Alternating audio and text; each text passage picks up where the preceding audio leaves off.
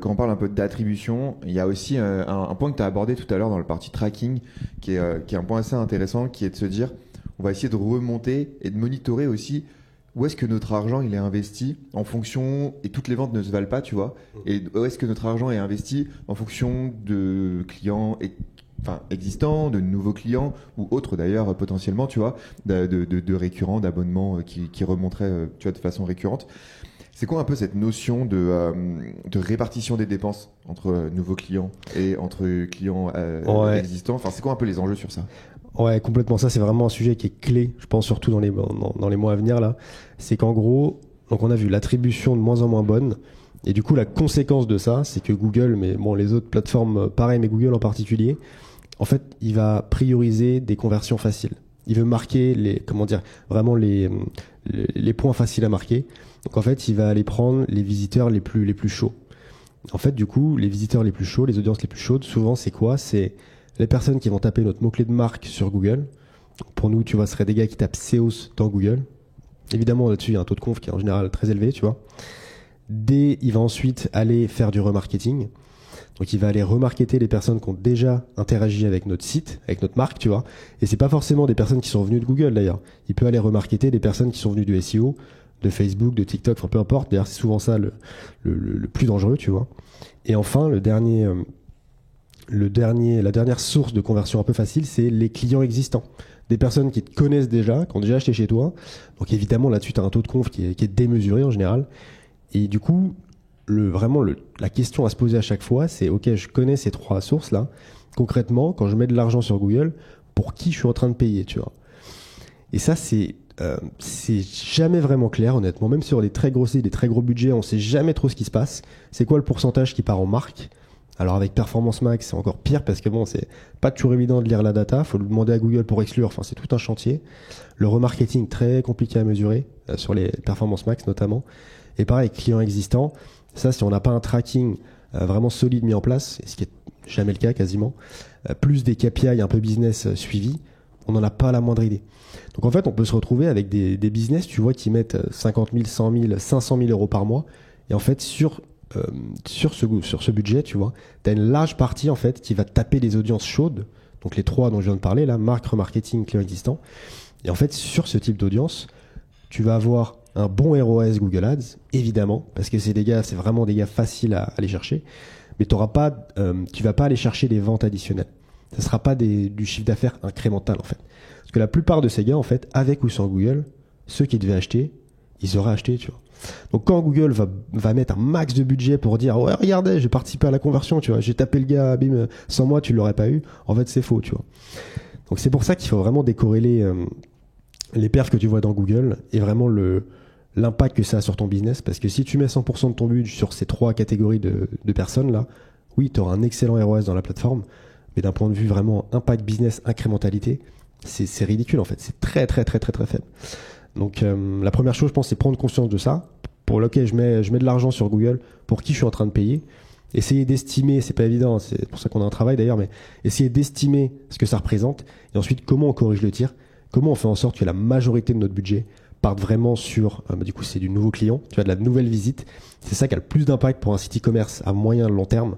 Donc comment on inverse le ratio et on fait pour le diminuer au maximum. Il faut pas le couper, bien évidemment, mais il faut diminuer au maximum l'investissement sur ces audiences chaudes. Et j'ai beaucoup trop parlé. Non, mais ouais, c'est extrêmement intéressant. Mais par contre, tu vois, genre, j'ai beaucoup de personnes avec qui je parle qui ont des e-commerce et qui ont deux réflexions par rapport à ça. Et la première, c'est de dire oui, mais ça coûte vachement moins cher de reconvertir un client existant. Donc, ouais, effectivement, c'est vrai, tu vois, mais qu'est-ce qu'on leur répond à ça?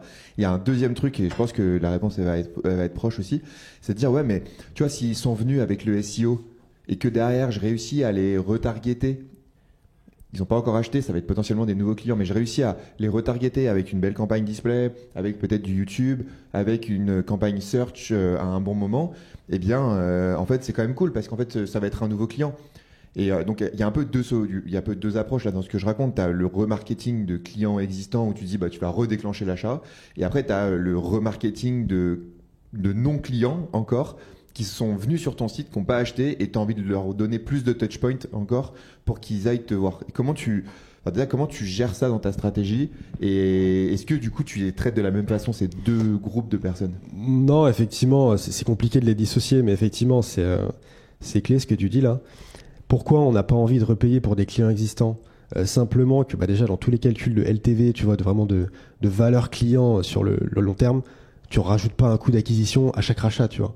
À chaque fois, c'est pareil, c'est les directeurs marketing sont là.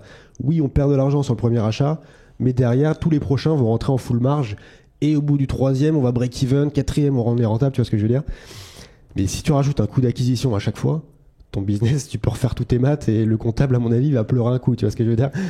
Donc bon, déjà, ça c'est la première chose. Et enfin, moi, d'un point de vue, vraiment, notre expérience et d'un point de vue utilisateur également, c'est vrai que quand, comment dire, ce qui va me faire racheter un produit, je pense que c'est avant tout, est-ce que je suis satisfait de la qualité du produit et de l'expérience qui est autour, tu vois.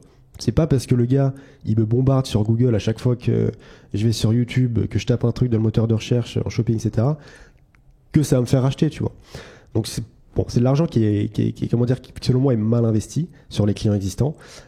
Et surtout, en fait, c'est des audiences souvent sur lesquelles tu possèdes un accès direct, tu vois. Soit t'as le numéro de téléphone, soit t'as l'email. Et c'est plutôt avec ce type de levier que t'as envie de les choper parce que ça coûte beaucoup moins cher, tu vois. Donc voilà, pour les clients existants, il y a des cas où ça peut être pertinent d'investir un petit pourcentage du budget dessus, mais pour la majorité des e-commerce, ça a très peu d'intérêt. Et souvent, en fait, ce qui est assez flippant, c'est que pour les e-commerce de récurrence, donc tu vois, vraiment des consommables que les gens vont racheter tous les 2 mois et tout. Dans Google, là, souvent, c'est un carnage. Enfin, on a des trucs, bon, c'est flippant les pourcentages d'investissement qui partent sur ce type de trucs.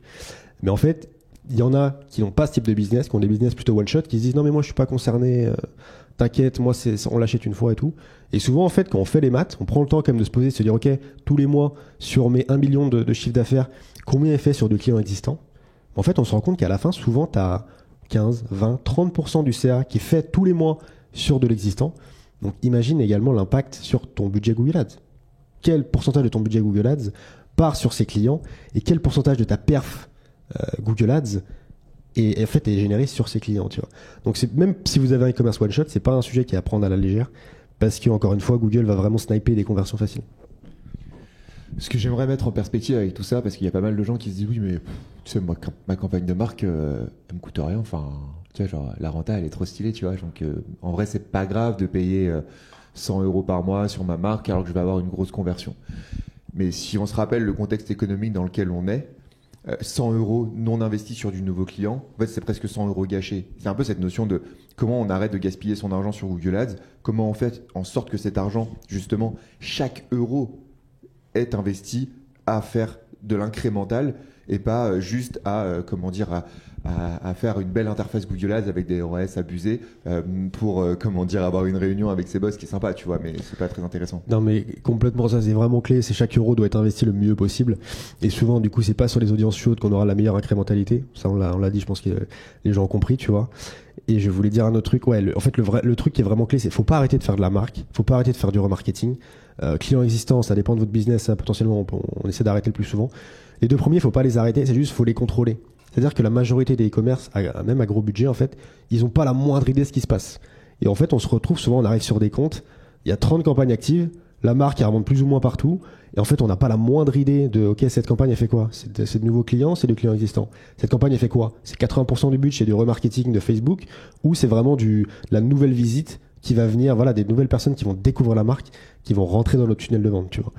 Et en fait le fait de connaître ces ordres de grandeur, déjà c'est une très bonne chose puisqu'après on va pouvoir agir sur les ratios, tu vois, et passer voilà d'un e-com, son budget Google Ads à 60%, c'est que du support, que de l'audience chaude. Voilà, on va essayer de redresser la barre et voilà de se dire à la fin, bah écoute, si on met 25% de notre budget sur les audiences chaudes pour aider à convertir justement les personnes qui sont venues d'autres leviers mais qui n'ont jamais acheté chez nous, pourquoi pas, c'est quand même un intérêt de Google aussi, tu vois. Mais il faut contrôler cette chose, en avoir conscience et après agir sur la répartition de budget pour voir quel impact ça a sur les vraies métriques business à la fin du mois et à la fin des mois suivants, tu vois. J'espère qu'on n'a pas trop perdu dans nos auditeurs. Vous pouvez écouter le podcast 0,5 si vous voulez, s'il y a trop de données d'un coup. De toute façon, je vais essayer de faire un résumé de ce podcast. Je vous rappelle, c'est disponible sur e-commerçon.com. Je fais un résumé de tous les points clés des épisodes. Vous pouvez tout retrouver hyper facilement. Il y a un autre aspect dont on a parlé, parce que là, on a vachement, dans la question que je t'ai posée, où effectivement il y avait un peu de questions, on a vachement parlé de la première partie qui était de dire le remarketing sur des clients existants. On a compris que c'était aberrant, tu vois, mais le remarketing sur des clients non existants, mais qui ont déjà eu des touchpoints avec nous. Comment tu gères cette partie-là? Est-ce que peut-être tu peux nous préciser un peu le sujet, parce que je pense qu'on n'a pas, tu vois, été très précis sur ce sujet-là. Ouais, non, mais c'est ça, c'est un peu ce qu'on a dit avant, c'est-à-dire que ça c'est quand même une bonne chose, tu vois, faut le faire, parce qu'on a vu que les touchpoints se multipliaient, donc le but c'est pas non plus de faire que du premier touchpoint et derrière ne plus rien faire, tu vois. Google c'est quand même là, qu'on est vraiment dans le bas du tunnel, qu'on va choper le trafic le plus qualifié, le plus proche de l'achat, donc c'est intéressant de le faire, c'est juste encore une fois, faut savoir quelle campagne fait ça, quelle campagne ne le fait pas, et contrôler le pourcentage de budget qui part là-dessus. Et si vous n'avez pas la réponse à ça, c'est probablement que vos investissements sont un peu en freestyle, tu vois. Ok, on gaspille probablement pas mal de cash. Donc contrôlez ça. Évidemment, faut pas arrêter de le faire. Mais voilà, si vous le contrôlez pas, le risque en fait, c'est qu'à la fin, vous allez avoir moins en moins de nouveaux clients tous les mois. Et en fait, ça c'est dramatique pour un e-commerce parce que même si vous avez une bonne rétention, à la fin, voilà, il y a quand même un churn naturel qui fait que votre base client globale, enfin votre nombre d'achats tous les mois va diminuer. Et ça, pour le compenser, il faut du nouveau client. Et de nouveaux clients, comment on les chope? C'est en faisant ce qu'on appelle du trafic froid.